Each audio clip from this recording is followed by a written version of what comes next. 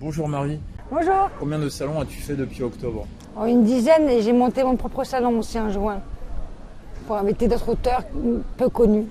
Et t'as eu du monde? Ah oui, on était 15 auteurs le samedi, 15 auteurs le dimanche, avec des artistes peintres aussi et des sculpteurs. D'accord. Et ça a super bien marché. Est-ce que tu aurais eu des anecdotes à nous partager de ces salons que tu as fait? On mange bien.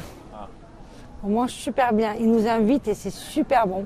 Et on se fait beaucoup aussi de rigolades entre les auteurs, c'est génial. On rencontre les gens, même si on ne vend pas, on rencontre les gens et c'est génial, c'est super. Qu'est-ce que tu penses du salon à part la nourriture? Il est très très bien, vraiment bien organisé. Les bénévoles sont très très gentils, vraiment super. Il y a beaucoup de gens, donc c'est très très bien. Tu reviendras? Ouais. Pour la 18e? Normalement, oui. Est-ce que ton livre, ça a permis à certaines personnes de briser leur chaîne? Oui, en fait, j'ai les lycéens du lycée Jean Lursa à Perpignan. Ils ont fait une thèse dessus pendant 3 semaines.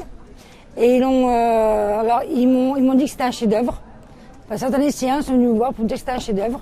C'est poignant. C'est au même niveau violence que Stephen King. Il y en a qui l'ont comparé à Stephen King, niveau violence, je parle. Niveau aussi humanité. C'est les retombées que j'ai eues des lycéens, ouais. De certains lycéens.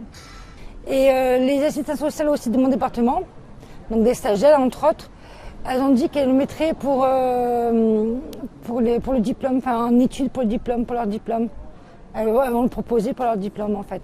Voilà, donc ça a fait du bien à beaucoup de monde apparemment.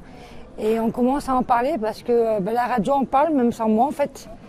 Et les gens l'achètent sans me le dire. Et ce qui est magnifique, c'est que quand on fait un salon genre la FNAC ou quoi, il y a des gens qui viennent exprès pour toi, pour ton livre, pour signer. Et ça, c'est... ah ouais, on a entendu, on veut voir, et grâce à vous, j'ai pu... et c'est génial, c'est ça en fait. C'est super. Est-ce que tu as pour projet d'en écrire un nouveau? Oui, un deuxième. Je suis en cours de route. Je suis tombée malade, donc j'ai dû l'arrêter. Mais oui, ça sera un thriller. Dans le même style que celui-là, on partira toujours sur Lilou. Et comme elle est un peu bipolaire, et des doublements de personnalité, elle va vous emmener dans des mondes à elle. Voilà. Vrai ou pas vrai, on verra. De toute façon, dès que ton nouveau livre sortira, j'en ferai de la pub sur les réseaux et puis peut-être que je te reverrai pour une autre interview. C'est dans la montagne de mon tête que ça va se passer, mon thriller. Quelle est ton étincelle pour l'écriture? Qu'est-ce qui fait que tu écris à un moment donné? Alors déjà, je vais dire ma folie, parce que je suis un peu folle. Comme beaucoup de monde, mais moi je reconnais, au moins. Et les montagnes. Mon fils et mon mari m'aident beaucoup. Et mon mari me pousse à ça. Et mon fils aussi, quoi. Mais la montagne, je prends ma tablette et je m'en vais en montagne et j'écris. Voilà. J'ai besoin de calme, en fait. De me retrouver seule avec moi-même et mes idées. Et mes personnages dans ma tête. Y a-t-il une limite à l'imaginaire? Pour moi, aucune. Tant qu'on est dans le respect aussi de l'humain, tant qu'on est dans le respect de soi-même, il n'y a aucune limite. Tant qu'on se respecte soi-même et ses idées, il n'y a aucune limite, je pense. Chacun voit ses limites après, mais il n'y en a aucune pour moi.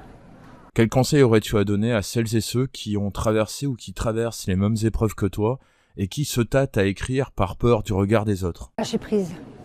Il faut passer qu'à sa gueule et lâcher prise. Vraiment. Parce que là, c'est mon mari qui a insisté pour que je l'écrive et je l'en remercie. Et c'est vrai qu'il faut lâcher prise. On m'a dit ouais, ça marchera pas. En attendant, ça fait sa deuxième édition, ça marche. Et même si ça marche pas, c'est pas grave, je l'ai fait. Déjà, voilà, c'est ça l'essentiel. C'est que, et puis j'ai eu des gens qui sont venus, qui m'ont remercié pour ça.